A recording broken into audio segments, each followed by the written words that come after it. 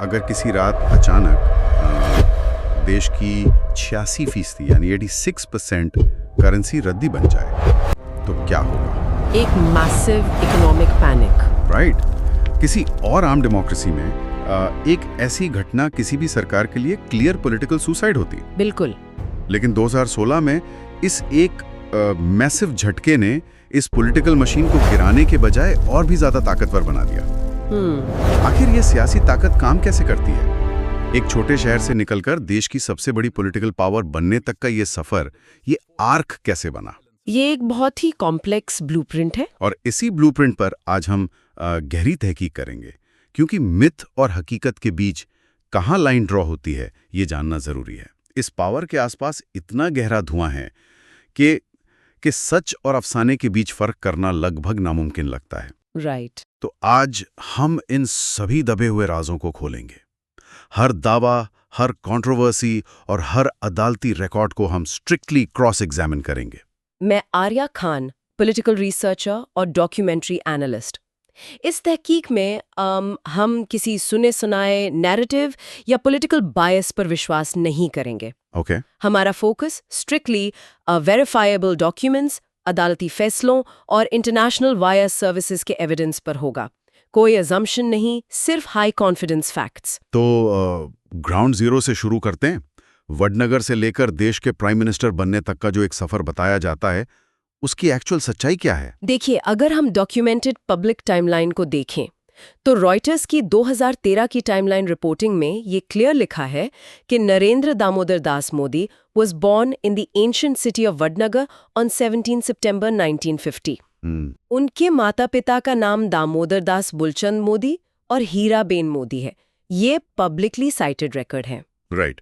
पर बचपन के जो दावे हैं, जैसे मगरमच्छ पकड़ना या आरएसएस में आना, क्या ये सब वेरीफाइबल है? यहाँ एक बहुत बड़ा एनालिटिकल डिस्टिंक्शन समझना जरूरी है। प्राइम मिनिस्टर के ऑफिशियल पेजेस और बायोग्राफीज में दो स्पेसिफिक दावे किए गए हैं। ओके।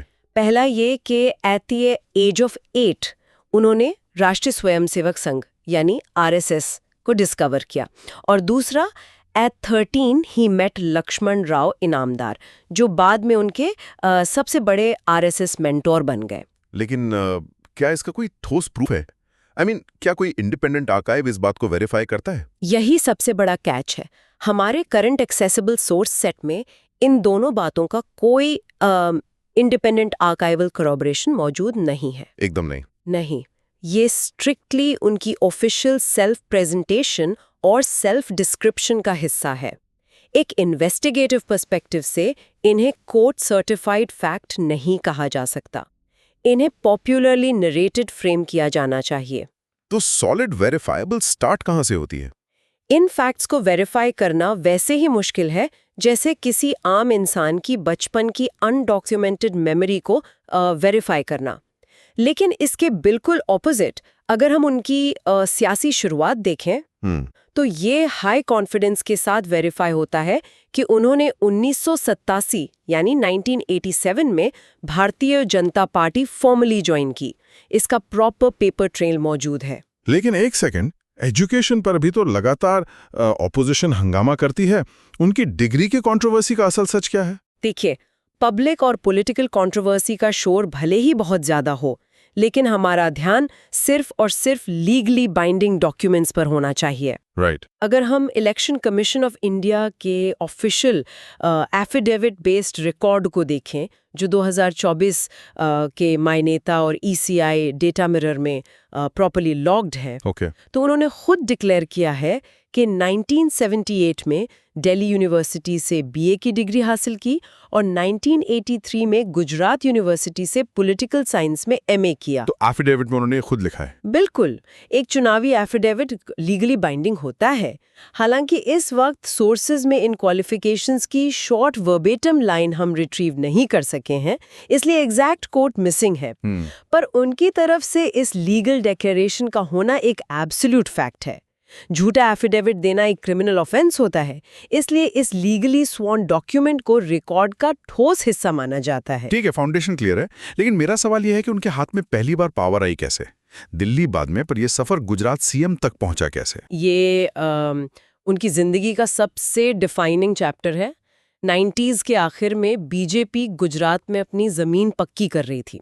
अक्टूबर 2001 का वक्त था। भूकंप के आसपास। एग्जैक्टली गुजरात एक भयानक भूकंप से गुजर चुका था और उस वक्त के चीफ मिनिस्टर केशुभाई पटेल पर एडमिनिस्ट्रेटिव फेलियर्स का बहुत मैसिव पॉलिटिकल प्रेशर था। ओके। रॉयटर्स के डॉक्यूमेंट्स के मुताबिक दिल्ली की लीडरशिप ने केशुभाई को हटाने का फैसला किया और उनका रिप्लेसमेंट सिलेक्ट किया गया। बिना चुनाव लड़े? जी हाँ, बिना कोई चुनाव लड़े 7 अक्टूबर 2001 को उन्होंने पहली बार चीफ मिनिस्टर के तौर पर ओथ ली। वाओ। और इस ओथ के ठीक कुछ महीने बाद 2002 का साल आता है। 2002 मतलब गोधरा और इसके बाद की हिंसा। असल में वहां जमीन पर हुआ क्या था? रॉयटर्स की डीप रिपोर्टिंग और टाइमलाइंस के हिसाब से 27 फरवरी 2002 को गोधरा स्टेशन पर एक ट्रेन के डब्बे में आग लगाई गई। इस आग में 59 यानी 59 हिंदू यात्री जिंदा जल गए। ये एक बहुत बड़ा ट्रिगरिंग इवेंट था। इसके ठीक बाद पूरे गुजरात में एक भयानक हिंसा की आग भड़क उठी। काफी डिस्टर्बिंग टाइम था वो। बहुत ज्यादा।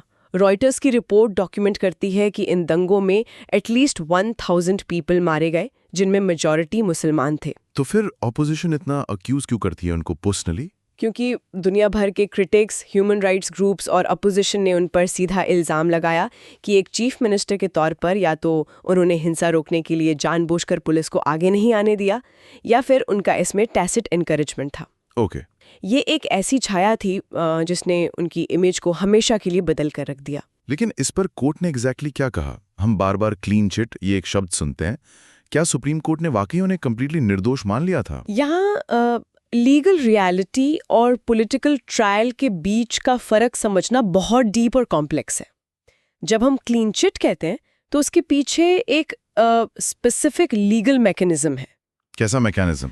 2012 में सुप्रीम कोर्ट द्वारा बनाई गई स्पेशल इन्वेस्टिगेशन टीम, जिसे हम SIT कहते हैं, उसने इस केस की बारीकी से जांच की।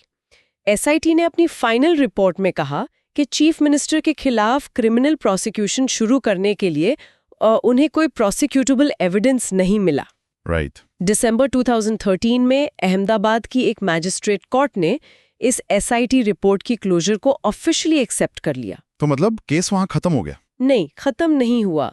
जाकिया जाफरी, जिनके शौहर एहसान जाफरी इस हिंसा में मारे गए थे, उन्होंने इस फैसले को चैलेंज किया। सफ़र बहुत लंबा चला और आखिर में 24 जून 2022 को सुप्रीम कोर्ट ऑफ इंडिया ने जाकिया जाफरी की अपील को फाइनलिटी के साथ डिसमिस कर दिया। तो सुप्रीम कोर्ट की फाइनल रूलिंग क्या थी? कोर्ट ने अपने फाइनल जजमेंट में स्पेसिफिकली लिखा, appeal is devoid of merits. अब यहाँ ध्यान देने वाली बात यह है, कोर्ट ने ये नहीं कहा कि दंगे नहीं हुए।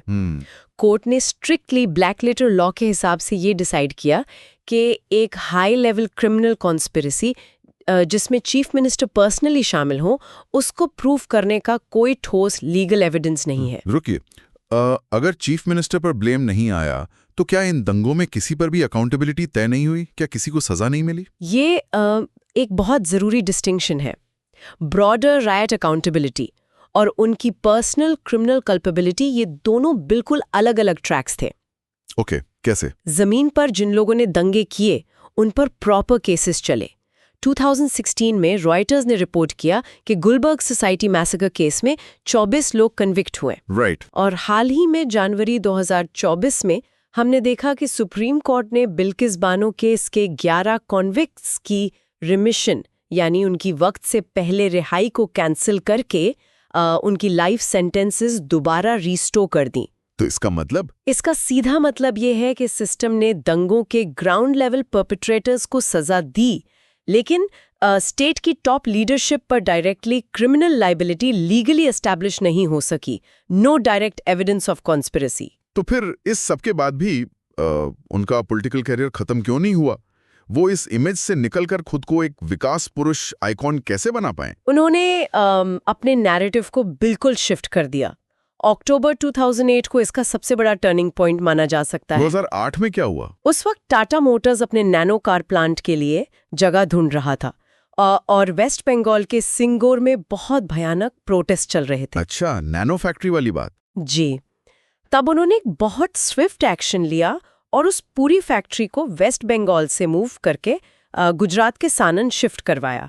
रॉयटर्स ने इस सिंगल इवेंट को एक मास्टर स्ट्रोक मार्क किया है। वाओ।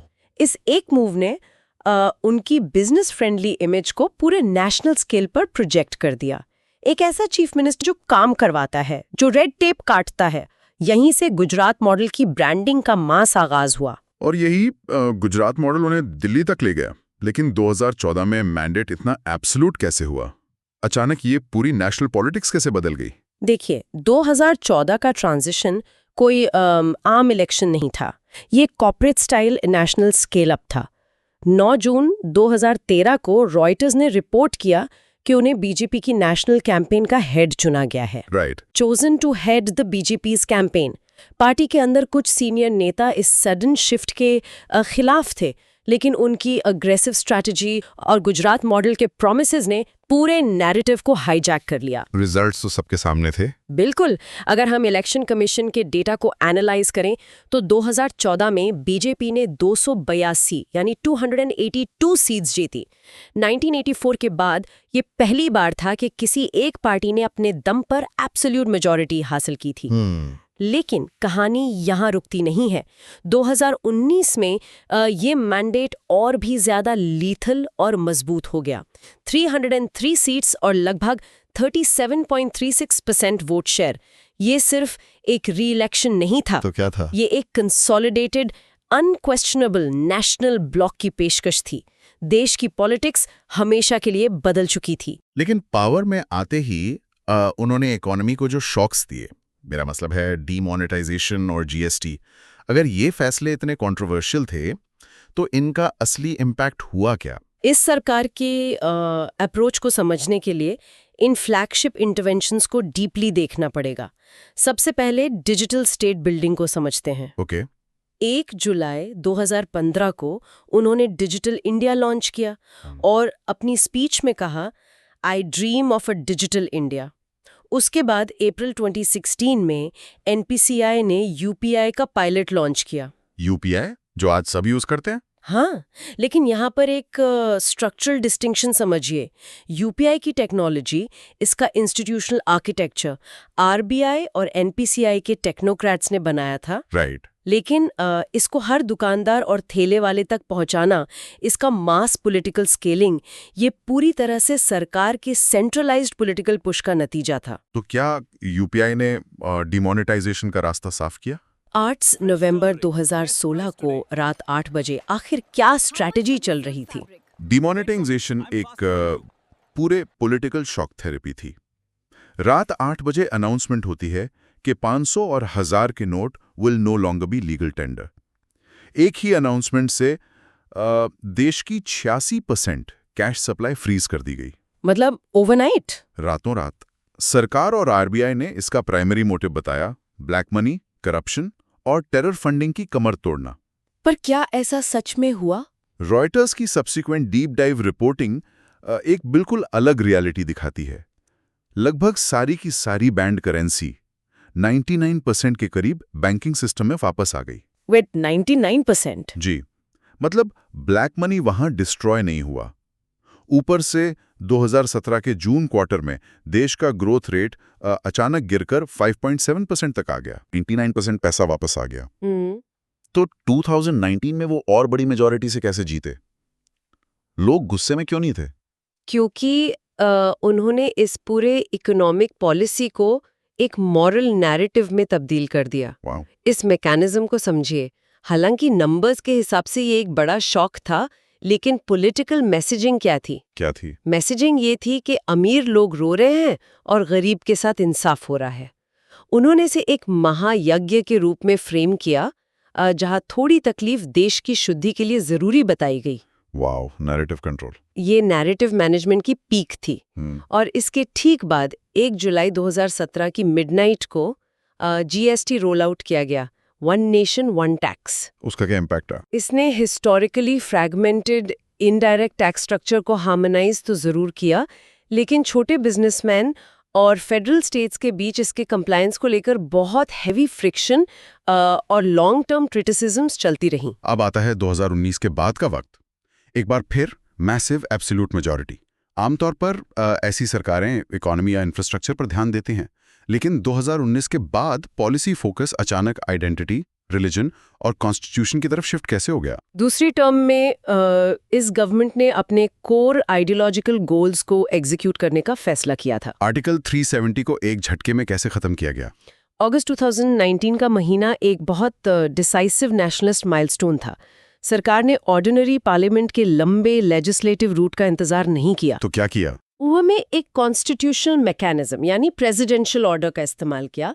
5 अगस्त को CO 273 लाया गया। इस ऑर्डर के जरिए कॉन्स्टिट्यूशन के आर्टिकल 370 के बारे में स्पेसिफिकली कहा गया कि इसके all clauses shall cease to be operative. एक स्ट्रोक में? एक ही स्ट्रोक में डेकेड्स पुराना जम्मू एंड कश्मीर का स्पेशल स्टेटस कंप्लीटली खत्म कर दिया गया। ये स्टेट कैपेसिटी का एक भयानक प्रदर्शन था। और कोर्ट्स ने इसे अलाउ किया? इस एक्शन को अल्टीमेट वैलिडेशन तब मिली जब दिसंबर 2023 में सुप्रीम कोर्ट ने इस पूरे कॉन्स्टिट्यूशनल मूव को लॉफुली अपहोल्ड कर दिया। उसके बाद आता है सिटीजनशिप अमेंडमेंट एक्ट यानी CAA और उसके साथ NRC। अगर CAA सिर्फ एक एक्ट था जो माइनॉरिटीज को सिटीजनशिप दे रहा था, तो पूरे देश में इतना बड़ा बवाल और पब्लिक पैनिक क्यों मचा? पब्लिक पैनिक एक्चुअली लॉ के टेक्स्ट से ज्यादा उसके कॉम्बिनेशन इफेक्ट से था। इस मैकेनिज्म को ध्यान से समझिए। 12 दिसंबर 2019 को CAA एक प्रॉपर लॉ बन गया। सरकार ने ऑफिशियली डिफेंड किया कि ये सिर्फ पड़ोसी देशों की परसिक्यूटेड रिलीजियस माइनॉरिटीज के लिए एक ह्यूमैनिटेरियन रिलीफ है, लेकिन इसमें मुसलमान शामिल नहीं थे। ओके। अब क्रिटिक्स और पब्लिक का सबसे बड़ा डर ये था कि अगर कल को नेशनल रजिस्टर ऑफ सिटीजन्स यानी NRC लाया गया तो क्या होगा? एनालॉजी से समझिए। NRC एक फिल्टर है जो पूरी आबादी से डॉक्यूमेंट्स मांगेगा। अगर किसी नॉन मुस्लिम के पास डॉक्यूमेंट्स नहीं है तो वो CAA के जरिए दोबारा सिटीजनशिप ले लेगा। राइट। लेकिन अगर किसी मुस्लिम के पास डॉक्यूमेंट्स नहीं है तो उसके पास CAA का वो सेफ्टी नेट नहीं होगा।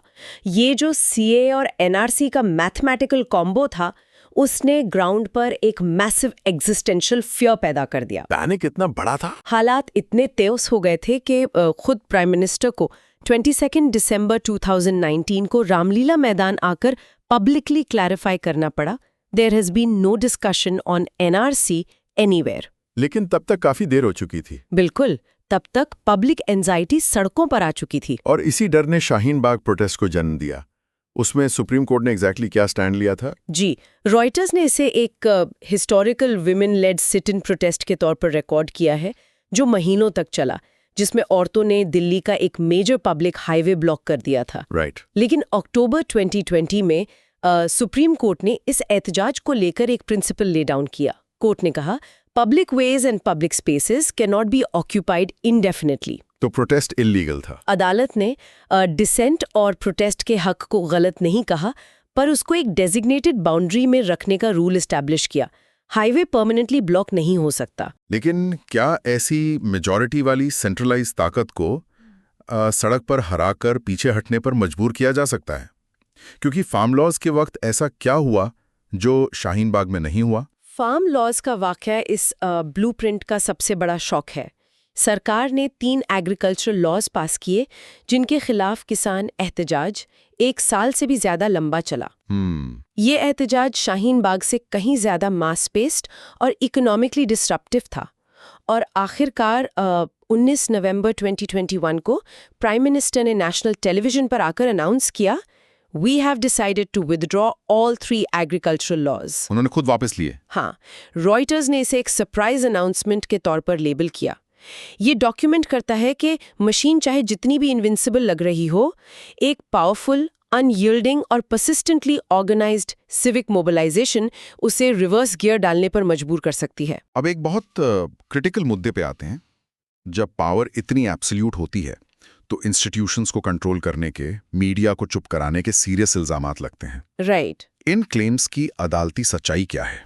फॉर एग्जाम्पल, इलेक्टोरल बॉन्ड्स के केस में कोर्ट ने क्या इन्वेस्टिगेशन की? इल्जामात को हमें हमेशा कोर्ट की लेंस से देखना होगा। राइट। इलेक्टोरल बॉन्ड्स पर सुप्रीम कोर्ट ने डायरेक्टली इंटरवीन किया था। ये एग्जैक्टली था क्या? ये एक ऐसी स्कीम थी जिसमें कॉरपोरेशंस अनोनिमसली पॉलिटिकली फंड कर सकती थीं, एक ब्लैक बॉक्स की तरह, जहां पैसा कहां से आया, किसने दिया, कितना दिया, किसी को कुछ पता नहीं था। ट्रांसपेरेंसी बिल्कुल नहीं थी। ये बिल्कुल नहीं।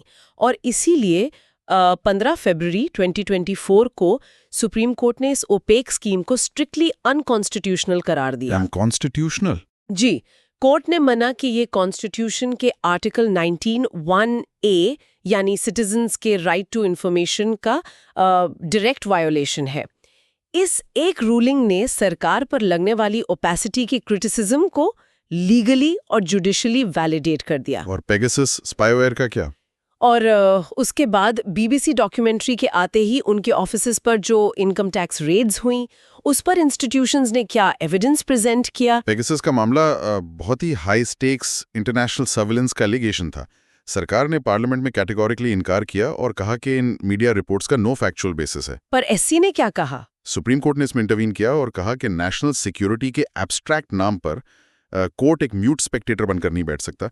कोर्ट ने एक प्रोब ऑर्डर की। तो रिजल्ट क्या निकला? लेकिन करंट वेरीफाइबल रिकॉर्ड्स और पब्लिक डोमेन डेटा के मुताबिक अभी तक सरकार को इसमें डायरेक्टली इन्वॉल्व करने वाली कोई एब्सोल्यूट कंक्लूसिव पब्लिक फाइंडिंग नहीं आई है। और बीबीसी वाला मैटर? वही हाल बीबीसी डॉक्यूमेंट्री सर्चेस का है। बीबीसी ने एक क्रिटिकल डॉक्यूमेंट्री बनाई और फिर उनके ऑफिसेज पर टैक्स अथॉरिटीज ने सर्च की। राइट। सरकार और एजेंसीज ने इसे सिर्फ रूटीन टैक्स कंप्लायंस का मामला बताया, जबकि इंटरनेशनल राइट्स ग्रुप्स ने इसे क्लियर मीडिया हैरेसमेंट और इंटिमिडेशन बताया। लेकिन लीगली किसी जनरलाइज्ड स्टेट कॉन्स्पिरेसी को अब तक इस्टेब्लिश नहीं किया गया है। ट्रूथ प्रैक्टिकली लीगली अनसेटल्ड है। एक आखिरी चीज जो सबसे ज्यादा फैसिनेटिंग है, इनकी इंटरनेशनल इमेज का मेकओवर। 2005 में जो डिप्लोमेटिक हालात थे और 2014 के बाद जो हुआ, ये टर्न अराउंड कैसे हुआ? ये किसी भी मॉडर्न वर्ल्ड लीडर का शायद सबसे बड़ा डिप्लोमेटिक टर्न अराउंड है। रॉयटर्स की टाइमलाइन क्लियरली बताती है कि 2005 में वॉशिंगटन ने उन्हें यूएस वीजा डिनाई किया था। वीजा डिनाई हुआ था? जी, और उसका कॉन्टेक्स्ट स्पेसिफिकली रिलीजियस इंटॉलरेंस बताया गया था। हालांकि उस रिफ्यूजल टेक्स्ट का exact US state department wording इस एक्सेसिबल डॉजिया में करंटली अनवेरिफाइबल है। ओके। लेकिन उस डिप्लोमेटिक आइसोलेशन से निकलकर 2014 आते आते डायनामिक्स पूरी तरह पलट गए। 2014 में जब वो प्राइम मिनिस्टर बने तो रॉयटर्स ने रिपोर्ट किया कि यूनाइटेड स्टेट्स ऑफ अमेरिका अब इस नई गवर्नमेंट के साथ एक वाइटली इंपॉर्टेंट रिलेशनशिप आगे बढ़ाने के लिए तैयार था। वाह। सिर्फ एक डेकेड के अंदर इंटरनेशनल क्वारंटीन से सीधा ग्लोबल स्ट्रेटेजिक मेन स्ट्रीमिंग का एब्सोल्यूट सेंटर बन जाना, ये नैरेटिव कंट्रोल और स्टेट लेवरेज की सबसे बड़ी पॉलिटिकल विक्ट्री थी। तो जब हम इस डीप डाइव के आखिर में इस पूरे सफ़र और ब्लूप्रिंट को देखते हैं, वदानगर से लेकर इस अनस्टॉपेबल सुपर मेजॉरिटी गवर्नमेंट तक, इस अदालती और डॉक्यूमेंट्री एविडेंस का फाइनल निष्कर्ष क्या निकलता है? इस डीप डाइव का कोर एनालिटिकल कंक्लूजन ये है कि ये सियासी ताकत किसी लक या सिर्फ पर्सनल करिश्मा का नतीजा नहीं है। ये एक हाईली इंजीनियर्ड लेयर्ड मॉडल है। Layered model? बिल्कुल। इसमें ground level organization, ruthless administrative state capacity और एक मास्टर क्लास नैरेटिव कंट्रोल शामिल है, जहां डिजिटल इंफ्रास्ट्रक्चर और मास वेलफेयर को नेशनलिज्म के हेवी डोज के साथ कंबाइन किया गया है। राइट। लेकिन इस जाइगेंटिक आर्किटेक्चर के ठीक पैरेलल एक दूसरी हकीकत भी चलती रहती है। लीगल ट्रांसपेरेंसी के सवालात, इंस्टीट्यूशंस पर दबाव के इल्जामात और माइनॉरिटीज़ के साथ ट्रस्ट डेफिसिट इस पॉलिटिकल रिकॉर्ड का लगातार हिस्सा बने हुए हैं। अदालतों ने कुछ कंट्रोवर्सीज में उन्हें लीगली कंप्लीटली क्लियर किया, तो कुछ केसेस जैसे इलेक्टोरल बॉन्ड्स में उनके बनाए मैकेनिज्म को सीधा अनकॉन्स्टिट्यूशनल करार दिया। ये मॉडर्न इंडिया की सबसे कॉम्प्लेक्स, पोलराइजिंग और अनइग्नोरेबल पॉलिटिकल लेगेसी है। एक आखिरी सवाल छोड़ने का वक्त आ गया है। हमने इस पूरे ब्लूप्रिंट में दो एक्सट्रीम सिचुएशंस देखी हैं। एक तरफ स्टेट मशीन ऐसी है जो आर्टिकल 370 को एक पेन स्ट्रोक से उड़ा देती है, और दूसरी तरफ यही मैसिव एब्सोल्यूट मेजॉरिटी सरकार शाहीन बाग और फार्म लॉज जैसे मूवमेंट्स के सामने अपना फैसला बदलने पर मजबूर हो जाती है। आज के वक्त में ऐसा लगता है कि एब्सोल्यूट इलेक्टोरल मेजॉरिटी और टॉप डाउन स्टेट कंट्रोल ही आखिरी पावर है। लेकिन जब ये इंस्टीट्यूशनल ताकत किसी लंबे, अनयील्डिंग और परसिस्टेंस से भरे सड़क पर उतरे मास पब्लिक प्रोटेस्ट से टकराती है, तो आखिर में कौन सा मॉडल जीतता है? स्टेट का सेंट्रलाइज्ड एब्सोल्यूट डंडा या जमीन पर खड़ी जनता का आखिरी एहतजाज? अगली बार जब ये दोनों ताकतें आमने सामने आएंगी, तो इस ब्लूप्रिंट में झुकने की बारी किसकी होगी? ये सोचने वाली बात है। वक्त निकालने के लिए शुक्रिया। ये थी हमारी आज की डीप डाइव।